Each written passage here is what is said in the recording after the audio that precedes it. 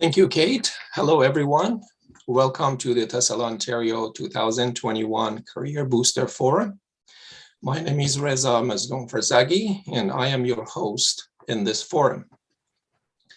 As you learn and network with us during the conference, we encourage you to reflect on the land we are on. While we are spread far and wide again this year, the TESL Ontario office and the Operations Center for the conference are located on the treaty lands and territory of the Mississaugas of the Credit and the traditional territory of the Anishinaabe, the Wendat, and the Haudenosaunee. We present you this conference from lands protected by the Dish with One Spoon Wampum Belt Covenant, which are home to many First Nations, Inuit, and Métis people. We are grateful to work on this land. Our panelists for this year's Career Booster Forum are James Papel from York University, Tatiana Vedovina from the International Center for EAP, and Sheila Baker from Canadian College of Educators. I would like to welcome all panelists and invite Jim to start his presentation. Thank you, Jim. Thank you, Reza, and I'll just share my screen in just a second.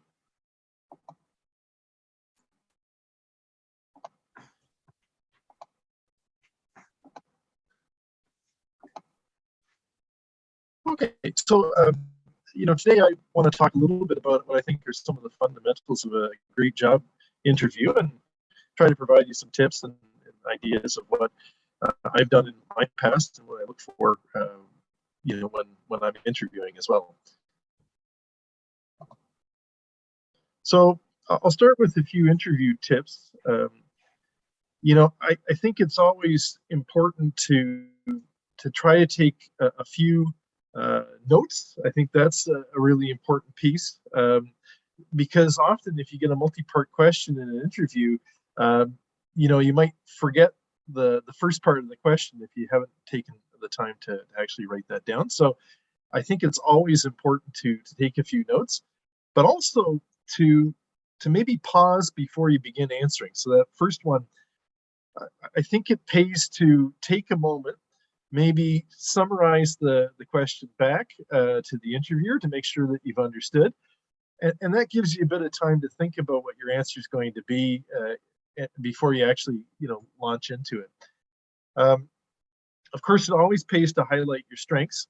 I think that is difficult for some of us sometimes, but if you have your resume handy in front of you, then you can kind of quickly go to a few of those pieces to be able to get that sort of out there.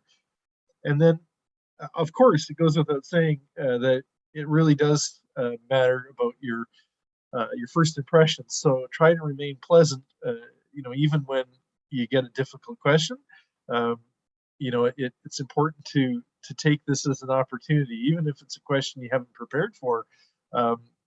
This is an opportunity to get to show a side of your personality, and you want to make sure that's the best personality you can kind of put forward. I do think that an interview is about give and take, and so asking questions is an important piece as well. Typically, there's time left at the end of an interview to do just that, but I think it's always valuable to take that opportunity and ask some questions, and to not only ask some questions, but to show what you know about the company that you've applied for. And so if there's some information that you can drop in that question, then I think so much the better. And the other piece that I think is an important general tip is to always check on the time. So, interviews are often very compact, and there's a set number of questions to go through, and you don't want to burn up all of your time on the first couple of questions, because typically the last questions might be the meatiest. And so, if you're getting a question that's going to be open-ended, you might want to check and just see if more time is possible, So I think there's some expectations around, what to do for an interview. I always like to be early, I think that helps, even just walking around outside if it's a face-to-face, or being in the waiting room for the interview. I think it's important not to let that psych yourself out, but to kind of envision yourself doing really well in the interview, and to give yourself a couple of moments thinking about how well you'll answer those questions. I think it's important to dress for success in interviews, of course, and so picking your clothes the night before, I think, is an important thing. But it's always difficult. You don't want to be too ostentatious, but you do want to stand out. And so maybe having something that's a bit of a flair, if you're, maybe it's a pocket square, or a bow tie or something like that, or perhaps the earrings, something that maybe would catch attention, but isn't so much that it distracts away from what you're talking about. And then, as I said, it doesn't hurt to bring some paper and pencils with you, and perhaps some questions that you've already pre-thought of. But most importantly, I think it's important to go in there and be confident, and to be, just enjoying yourself, or to look like you're enjoying yourself as much as you possibly can. You can't change who you are, so you might as well be your authentic self. So, the typical types of questions that I end up asking are often behavioral questions, because I'm trying to understand more about the person's personality and how they might fit in with the team, and how they might take on some of the challenges that we have in our work environment. And so I think those can be kind of difficult. So when an interview asks you for an example of a time when you did something, that's a typical behavioral question. I like to get somebody who has a specific answer. So rather than just say, "Oh, I've done that sort of thing before," I want to hear the details of the story. And so to get there, you have to kind of practice some of those questions in advance, to have those examples on your fingertips, and to be able to kind of give a complete narrative arc, where you have a beginning, a middle, and an end. And I'm looking for those details, because it's in the details that I'm trying to gain an awareness of how you problem solve, and how you deal with others. And I want to see your involvement.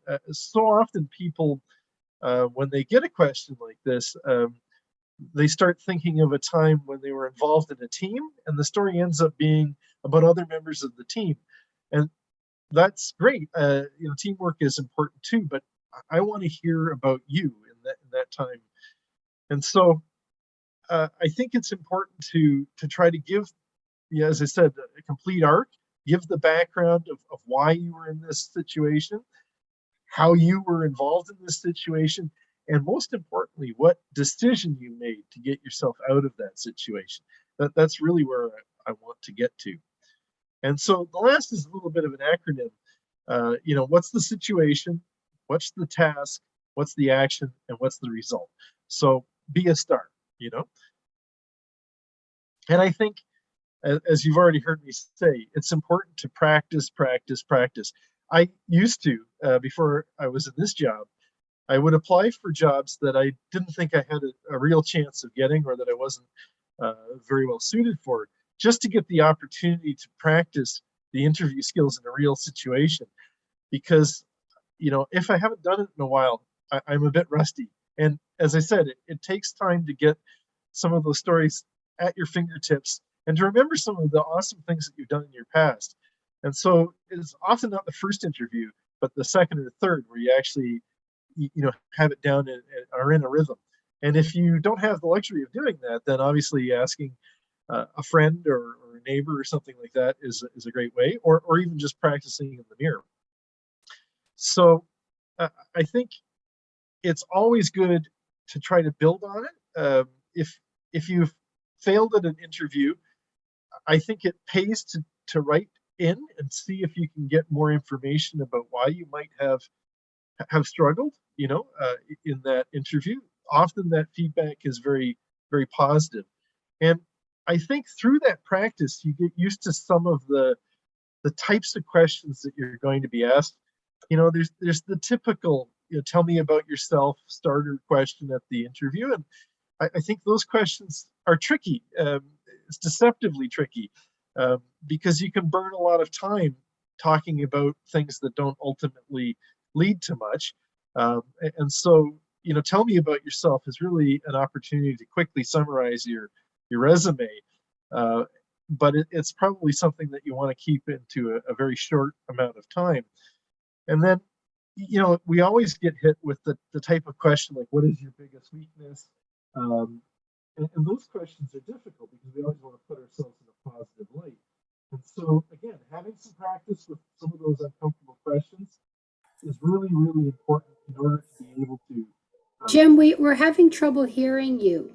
Oh, okay. Did you move away from your mic? Could you repeat the last couple things you said? Thank you. Yeah, no, sorry. I apologize for that. I'll try to speak a little louder. Can you hear me okay now? Yes, yeah, now okay. It's good. Thanks. So just if you get a question that's around what is your biggest weakness, I think you have to look at what some of your strengths are and try to alter that to sound as though it's a bit of a weakness. Talk about where the negative is in that strength and to pitch it as something that you're working to improve. And so I think some of those things are important and really come through in practice. And of course, being able to deal with questions that are personal, that are questions that are sort of illegal in a way, to not answer about your personal life, takes some skill as well. How do you defer from a question that you don't want to answer because you don't want it to bias against you? Takes a lot of, and no one should ask you those questions, but sometimes they happen by accident when someone's not thinking or they've done a lot of interviews. And so being able to politely steer that conversation in a different direction, either by casting the question back to the interviewer or demurring or just trying to move on quickly into another space. All of those things take a little bit of practice to get smooth. So I think there's always time at the end of an interview for your own questions, and trying to find questions that show that you care about the company and the work that you're about to do, I think is really critical. Rather than simply asking about what is the pay, what are the benefits, what are what's the work schedule, try to ask something that digs at the heart or the philosophy of that work culture. And so I've given you a couple of questions here that you might want to ask the next time you're in a job interview, like, what do you like as an interviewer about working here in this institution? And how has the position that I'm applying for changed or evolved over time? Because you want a job that is evolving, and you want to hear about what is changing in the company culture as it goes through. And then lastly, I think you always want to look like you're an action-oriented person. So what would be my first priority if I were the successful candidate? I think those sorts of questions open up a greater discussion about what you want to do in the company and how you see yourself fitting into the company. And I think that's important. So I thank you for giving me this opportunity to talk a little bit. If you want to contact me or ask any questions outside of this 1 hour session, feel free to drop me a line. I'm going to stop sharing and turn it over to my colleague, Tatiana. Yes, hello everyone. Just 1 second, I'll share the screen. Okay.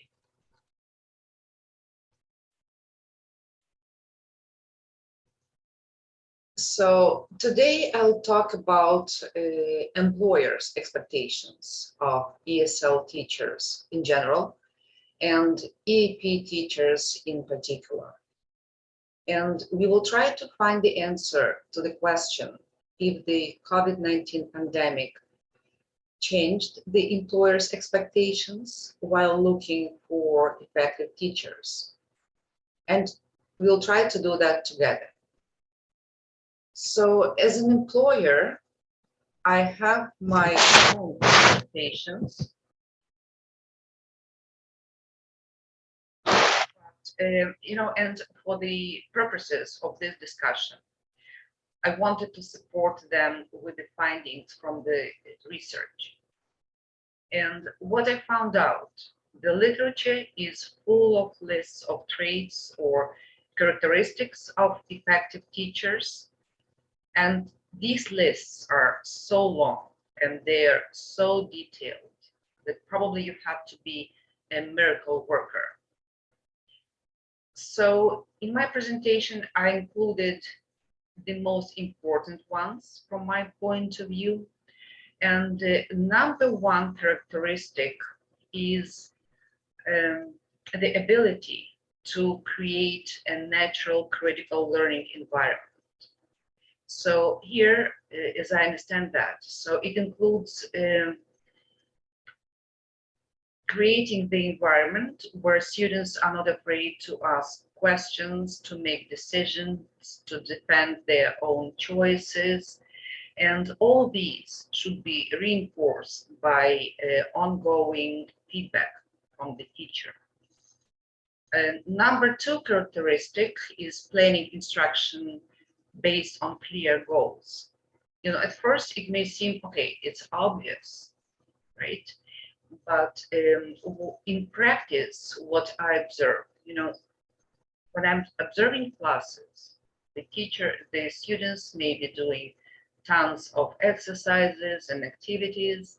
And sometimes when I ask the teachers, what was the purpose? Sometimes they find it difficult to answer. So characteristics number 3, 4, 5, keeping students' attention focused and high expectations, not only for the students, but also for the teachers, and providing diverse learning experiences. I think that these characteristics are self-explanatory, and I would like to talk more about improvisational artistry of teaching. In other words, it's about balancing structure and improvisation. And the reason why I'm talking about improvisation, because in many cases, all curricula are rather vague, and it requires teachers to interpret the intentions. So there are three levels of teacher discretion. So the lowest level is procedural professional discretion. This is when the teachers should be able to follow the curriculum. The high level is substantive professional discretion, when teachers are able to figure out what is inadequate and how to change and how to reach the goals. And the highest level would be innovative professional discretion. This is when the teachers are able to create the curricula and assessment and figure out what is necessary to reach the goals. So to sum up, the effective teacher should be able to create natural creative learning environment, should be able to have clear goals, keep the students focused, set the bar high not only for the students but for themselves as well, and being able to improvise, and being able to improvise at 3 levels. So this is what was expected from effective teachers before the COVID-19 pandemic. And now I would like to ask a question. Do you think that COVID-19 pandemic changed the characteristics of a great teacher? If it's possible, can you just write a few words in the chat?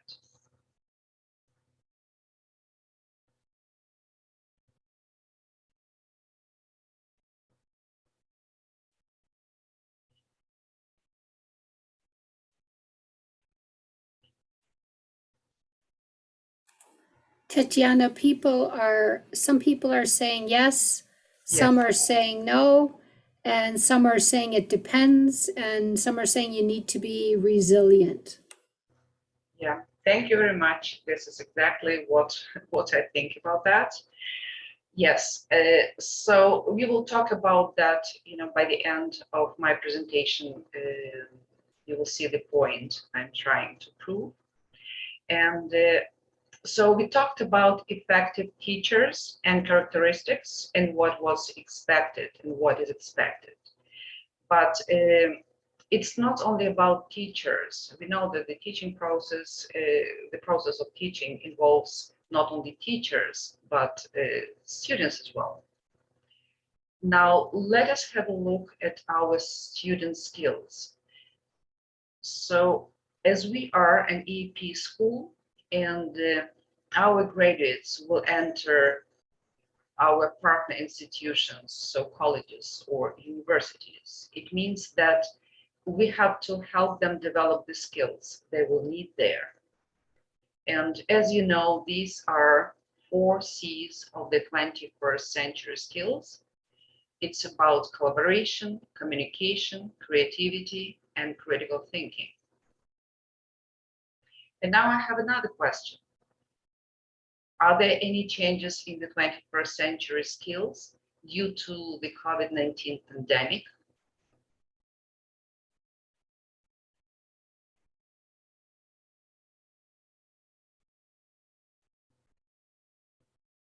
Okay, do we have any answers? So that most people are saying tech skills. Tech skills. Yeah, so if we talk about 4 C's of the 21st century skills, I would say, so this part, core skills didn't change, right? But some changes did appear. And this change is the following, that a new mandatory medium was added. And so we can call it web space or the internet. So, and this medium has a lot of limitations.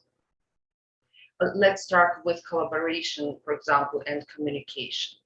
So if we want these things, to be developed, so it means that the teachers should know the tools, should know the platforms, and now we are using, so it can be through Moodle or Google Drive or emails. And so they should be, you're right, they should be professional if you want collaboration and communication to occur. As to critical thinking, so in addition to our usual tasks, teachers have to figure out what technologies and what tools should be used for particular tasks and in order to get better results. So it means it's not enough just to have technical skills. Candidates should be, or effective teachers, they should be motivated to learn more. So we cannot say that technology is something totally new, because teachers, they were using videos during the classes, but what changed, that it's not enough just to know how to include these tools in the classes.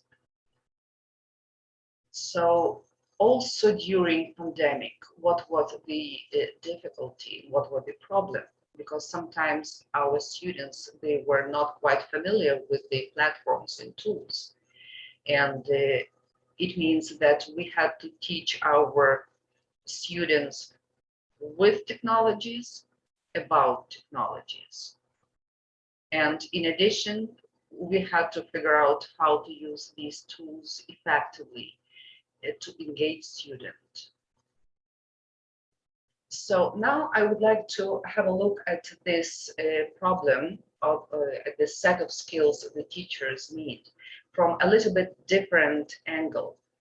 So I put together the skills, Fortune 500 valued skills, and I would like you to have a look how they changed starting from 1970. And the most interesting part would be nowadays. As you can see in 2021, number one top skill is the growth mindset. If I want to hire someone, and so I would like to see the teacher who is flexible. And if I have a choice between someone who is flexible and someone who has amazing tech skills, definitely I would hire someone who is flexible and who is curious about world, about things. And why? Because the world is constantly changing, and the way we teach needs to reflect those changes. As an example, we had to switch to online mode of delivering classes just in 2 days. So number two skill, top skill, continuous learning. And without this ability, we won't be able we would struggle to adapt to the situations. So critical thinking, still top number three, top skill.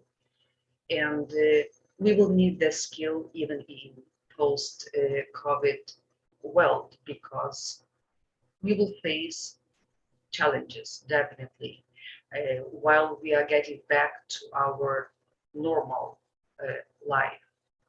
So what is in common? All these three top skills, they have in common one thing. It's about learning. It's about willingness to learn. And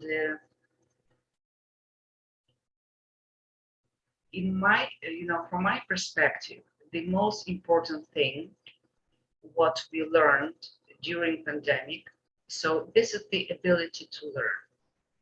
And here I would like to provide a quote that the capacity to learn is a gift, the ability to learn is a skill, and the willingness to learn is a choice. So all the constituents that we were talking about being effective characteristics of effective teachers, or four skills of the 21st century, and 500 valuable skills. So all these constituents, they have in common learning ability. You know what's interesting was when I was trying to find the definition, what is learning ability? So it was not easy, and the only thing what I found, it was in Linda Darling Hammond talk, and she just enumerated these things. So the bottom line is, yes, we need effective teachers, and not much changed before pandemic and during pandemic. And the most important point, from in my opinion, is teachers' learning ability, because we can train, we can show how to use platforms and tools, but we cannot make the person learn. Okay, thank you. And now I would like to invite Shayla.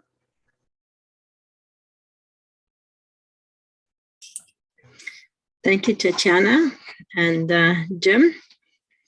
Much appreciated, and thank you, Kate, for moderating. I'd like to share my screen with you as well. So welcome to the Career Booster Forum, 49th Annual Conference. I'm presenting on behalf of Carmen Valero, who very much wanted to be here, but regrettably couldn't be here with us. She's the Dean of Canadian College of Educators, and I'm the academic coordinator and one of the TESL trainers there. And to start off this segment, I'd like to ask you a question. If you could respond in the chat. How has the pandemic changed teaching and hiring expectations?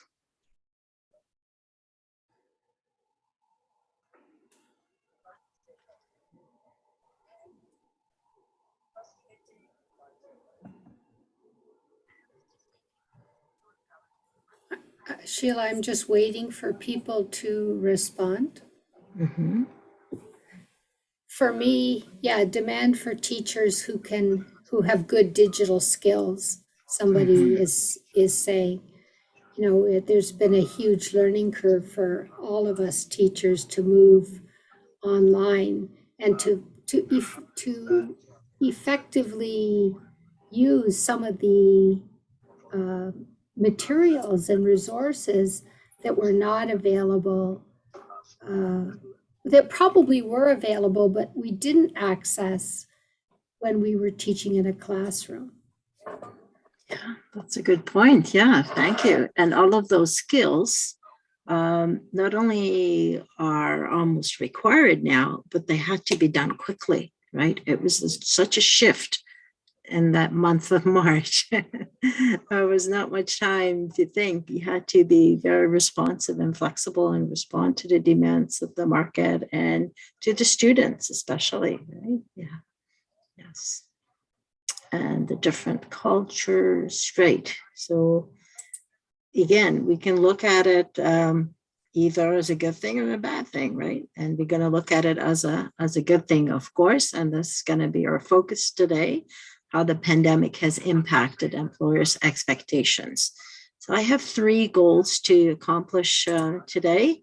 To view these instead of obstacles, we want to look at them as opportunities, see how we can expand our skill set and incorporate new skills that employers are looking for and to add to our resume, but ultimately make it a better experience for our students, of course. So let's go back a little bit in time before the pandemic. It was mostly on site, in person. Of course, the OSEL certification has always been there. And being familiar with the curriculum guidelines, going beyond LINC and PBLA, our favorite PBLA, have good knowledge of that, focus on adult learning, excellent communication skills, cross-cultural skills. So these are basics, the basics, of course. These are still expected, but when we enter the COVID era, here we go. I will teach you in a room. I will teach you now on Zoom. I will teach you in your house. I will teach you with the mouse. I will teach you here and there. I will teach you because I care. So there was the switch to Zoom, basically, going from on-site to going online. And as I mentioned before, it had to happen really, really fast. Some of us had some experience with Zoom and other types of technologies. Some of us didn't. And it was sink or swim. We had to do it. And moving on, pandemic era. So institutions, of course, they invest a lot into these technologies. And they now have become part of the ads that you see. How much experience do you have teaching online? What kind of platforms have you used? What are you familiar with? Do you have any evidence? Can you show me what are the teaching learning tools that you have used? How effective are they in your teaching? And there's also that focus on synchronous and asynchronous learning. And I'll explain that further on the next slide. So synchronous is when it's all together. It's all at the same time. It's taking place same time, same place, such as Zoom, Microsoft Teams. You might have used that, might be familiar with Skype. Big blue button is popular with TESL Ontario. And it can include any of these modalities. It can be the typical teacher-centered with the lectures and explanations, or you can make it more student-centered by having group discussions, having the breakout rooms, having the students participate. I actually enjoy this part of being on Zoom. I ask them to participate by using the annotate tool, and they can actually participate in that way by making comments, even just a drawing, or the chat function. I really like using that because it gives me so much feedback that would not have been possible in a traditional classroom. So again, focusing on the positive as to what we can get out of it. Screen sharing. Students can just share whatever they have other than you as a teacher sharing it. It gives us so much potential using audiovisual technology. The whiteboard, now just a note on the Zoom whiteboard, I do use it. However, I do prefer using Microsoft Whiteboard because it's more flexible. And I can actually set it up before going on Zoom. And another nice thing about it that I get to share my boards, and I can always edit them or recycle them for another lesson. The annotation tools, we want to be familiar with those. And as Tatiana mentioned, we also want to teach it to our students how to use these tools other than us learning them quickly. And providing feedback in real time, students really love that because it's the best way to learn. If I just tell them, oh, I posted this on Google Classroom, they may or may not look at it. But this way, they can get the feedback instantaneously. And of course, the classroom management aspects are still there. You want them to be able to learn to use the raise hand function, which they sometimes forget to lower. So you got to teach them to lower it.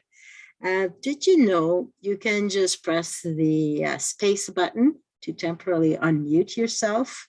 Again, I think that was the most common quote of 2020. You are unmute. Because people sometimes forget that it happens to all of us. Elicitation is still there. And then you've got the features of Zoom. If you have a subscription,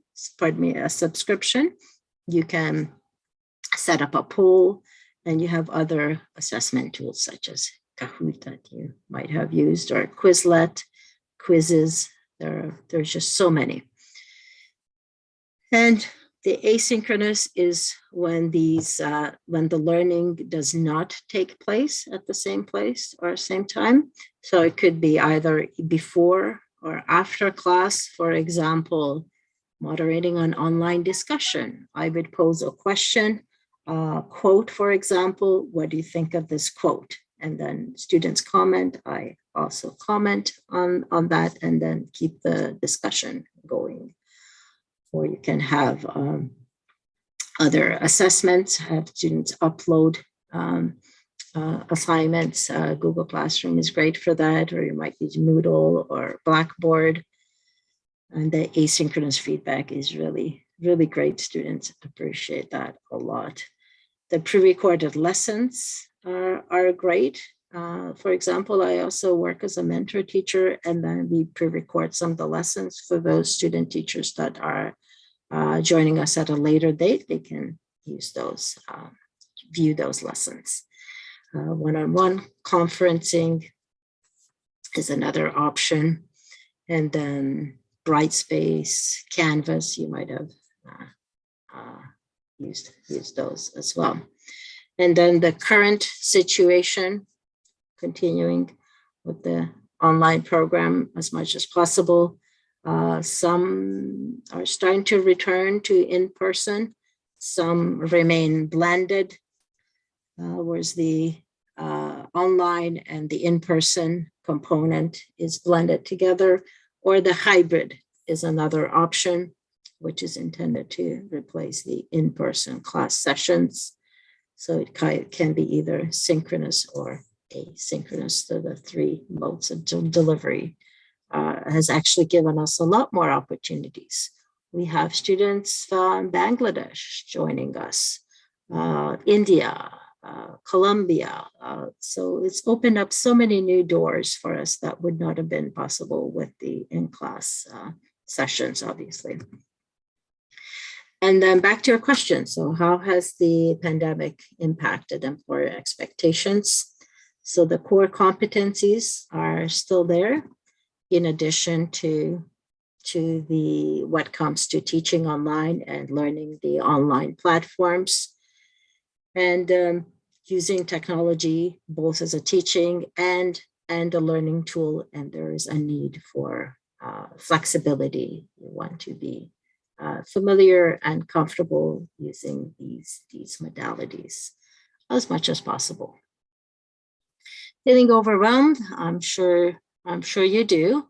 Remember this quote: your life as a teacher begins the day you realize that you're always a learner. And I have good news and bad news for you. Which one did you want to hear first? Students usually say the bad news. The bad news is that there are so many tools out there that it's hard to know which one to choose.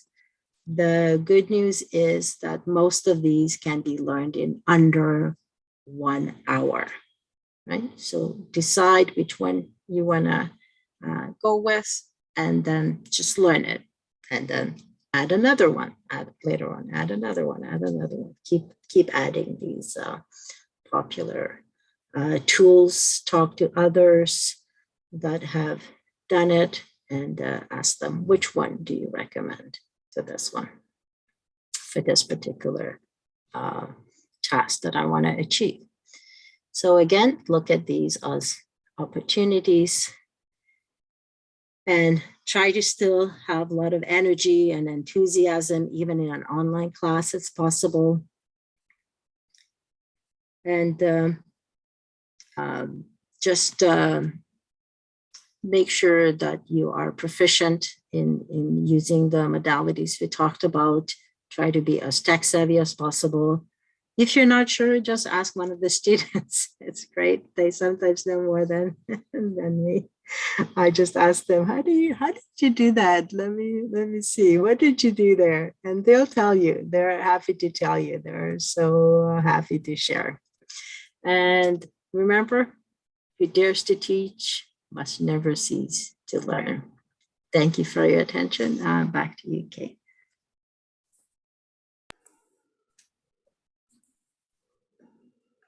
Okay, I wasn't sure, Reza, can you see the Q&A or should I ask the questions? No, I can see the questions. Okay, do you want to ask them? And Sure.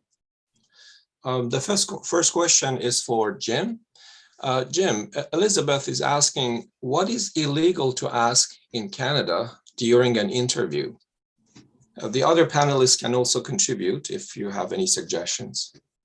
So any sort of personal information that would possibly exclude you from work. So things like your marital status, your age, anything that's covered under the sort of the protected information. So your sexual orientation, your medical history, all of those things, anything that's overtly personal, you probably want to avoid, because it may allow for a bias to just creep in that wouldn't otherwise. Everyone has these little things that maybe they think that someone with children will be busier or something like that. So rather than go there, you can keep it just to your work performance and the things that you've done as a volunteer or as a worker. Jim, I just wanted to mention that in a job interview, I've had an employer ask me about my political beliefs. And that was really new for me. And how would you respond to that? I've had several of those sorts of things myself. You know, and that's why I wanted to bring it up, because I think it does, you know, often people are good intentioned. They don't ask a question that puts everyone in an awkward position. It's just, you know, they're trying to get used to you, or they're trying to make a connection with you. Maybe they see something and they want to ask a question because they're curious. And so I think it's typically good to, you know, to try to avoid answering if you can by either trying to ask the question back to them and seeing if they're uncomfortable with it. I think in the terms of a political question like that, like what is your political leaning? You know, it perhaps, you know, a neutral answer of something like I'm not particularly you know, political, and then trying to move the discussion on to something else as a way of avoiding getting into that, because, you know, anything that you answer could bias you. You know, if you said I'm a conservative, or you know, I value the Green Party or something like that, you don't know what the other person is thinking, and so it's best to avoid that if you can. You know, ultimately, it's to that person's detriment, the interviewer's person's detriment, because they've introduced the bias in the interview, and it's created this awkward moment, which could get them in quite a bit of trouble. And so, if it looks like it's sincere and they didn't know, they're innocent, I would try to speed through that question, get around it somehow, and move on to something that is actually germane to the discussion. But if it looks like there's a malintent, then I would, you know, you have to be prepared to maybe walk away from that, because probably you don't want to work for that person anyways.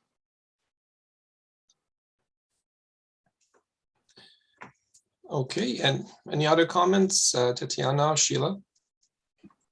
We're good? Okay. Jim has covered it well. Okay, excellent. I guess the second question is also for Jim, but the other panelists can also weigh in with their comments if they would like to. Neil says, thank you so much for your presentation. I am wondering if you know of some common situations that people applying for teaching positions are asked by the interviewer to talk about. Oh, sorry, I think I missed part of that. Can you repeat that? Sure. What are some common situations that people applying for teaching positions are asked by the interviewer about? So I think, you know, a lot of situations, obviously, with instructors, are, you know, maybe like name a time where you've had, you know, an issue with a student. How did you resolve, you know, that? Or a time where you were working with a colleague, you know, that maybe was challenging in some way, you know, or describe a time where you were working on a new project, you know, maybe a curriculum project or something like that. I think those would be sort of the types of behavioral questions that you would probably most often get asked. And again, you know, you want to kind of say, oh, that's happened to me recently. It's always good to give a recent example if you can. If not, then any example would be good.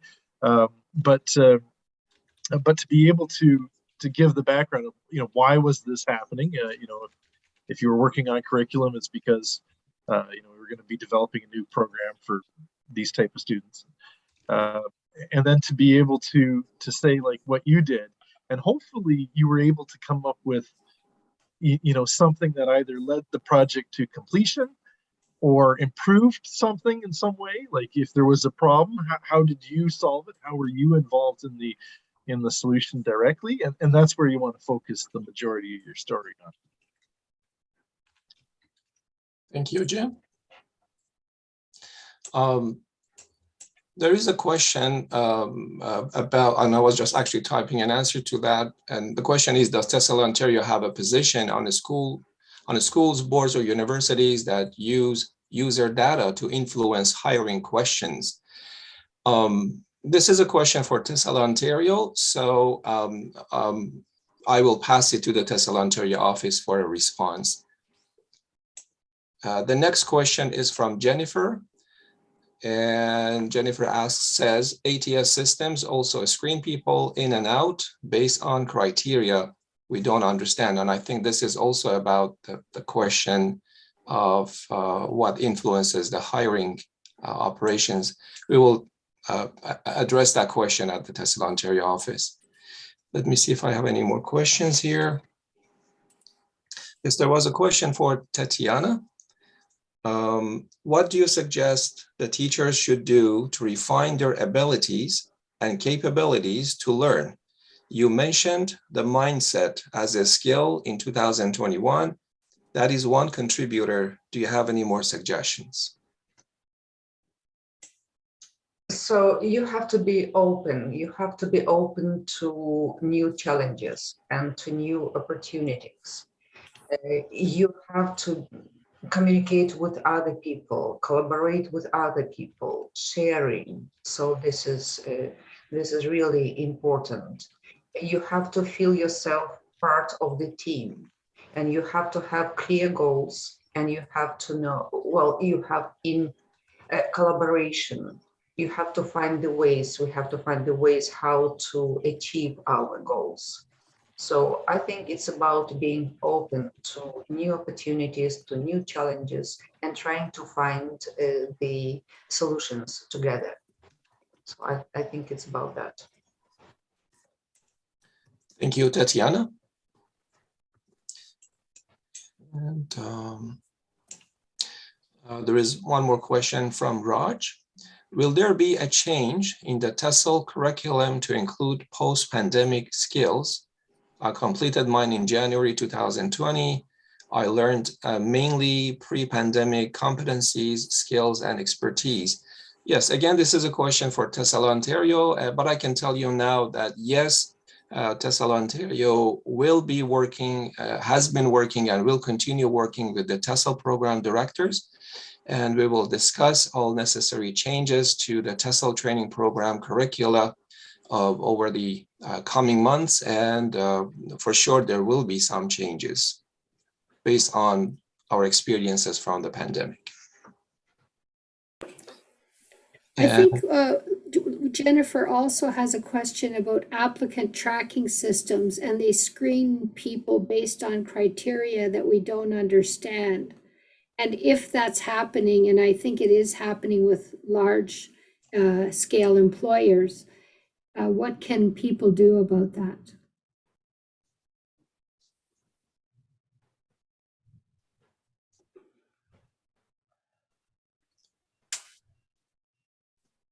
Kate, who would? I don't know who can answer that. Jim? Do you know about applicant tracking systems? I mean, we do use an applicant tracking system for organizing things. I'm not the most familiar with it. I've used it a few times, but I wouldn't say I'm a sound expert in it. So I'm not sure I should venture an answer on that one. Okay, maybe it's something that people would need to do a little bit of research on to make sure that their resume. I do know that resumes are often scanned by like a robot first. And if the skill list at the beginning of the top half of the first page does not match some key words in the job ad, then it gets shredded before a human looks at it. And so that's why it's super important that you change your resume for every single job that you apply for, and that you make sure that your skills are phrased in the way that employers are looking for with this particular job. Definitely. Yeah, that you do And need. can I just add to that, Kate? I think Sure. it's also important not to be repetitive. So if you're listing another skill, don't just repeat the skills you've done before. Put the skills that are different, because then that way they get a good overview of the skill set that you're bringing to this job. Right. You know, and I think in a lot of other countries, people create one resume and then use the same resume to apply for every job. And in Canada, you know, even though I'm a teacher and even though I have teaching skills, two different employers are going to be looking for a different combination of those skills. And if I go on and on and on about my ability to teach literacy and applying for, English for academic purposes, I probably won't get an interview, even though that's a really valuable skill. So it looks like we're just about out of time and we don't seem to have any more questions. So Reza, do you want to wrap up or are we done? Sure. I'd like to thank all panelists for their time, support, and insightful recommendations and suggestions. I would also like to thank all participants for their time and attention and participation in this forum. I wish everybody all the best. Thank you. Thank you. Okay, and with that, I'm going to close the session. I wish everyone a very good day. Thanks for being here. Thank you.